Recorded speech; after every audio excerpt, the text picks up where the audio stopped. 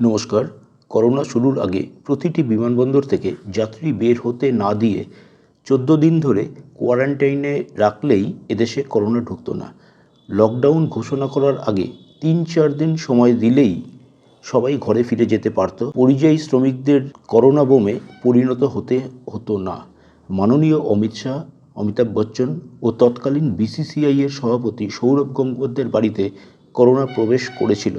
ভগবানের অশেষ কৃপায় আমাদের প্রিয় এই 3টি পরিবারে কোনো দুর্ঘটনা ঘটেনি। আমরা কারুরই ঘরে দুর্ঘটনা ঘটুক এটা চাই না। আমার প্রশ্ন অন্য জায়গায়। কেন আমার মনে এসেছিল এনারা ক্ষমতাবান, এনাদের কিছুই ঘটবে না। তাহলে কি ক্ষমতাবানদের বিকল্প কোনো ব্যবস্থা ছিল? সবাই যখন ভয়ে ঘরে বসে কাঁদছে, 65 ঊর্ধ্ব মাননীয় মুখ্যমন্ত্রী কোন সাহসে একা একা ত্রাণ বিলি করে বেরিয়েছিলেন? উনি খুব ভালো করেই জানতেন ওনার কিছু হয়ে গেলে টিএমসি ও অভিষেক বন্দ্যোপাধ্যায় খড়কুটোর মতো ভেসে যাবেন। তাহলে কি ডাক্তারবাবুরা ভরসা দিয়েছিলেন সেই সময়ে?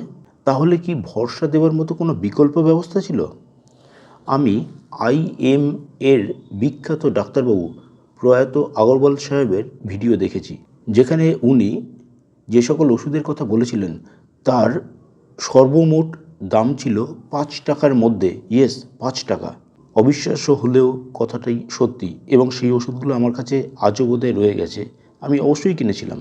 আরেকটি কথা, মিস্টার ডোনাল্ড ট্রাম্প কেন করোনাকে স্ক্যাম বলেছেন? অনেক প্রশ্ন থেকে গেল, উত্তর আসবে 100 বছর বাদে। নমস্কার।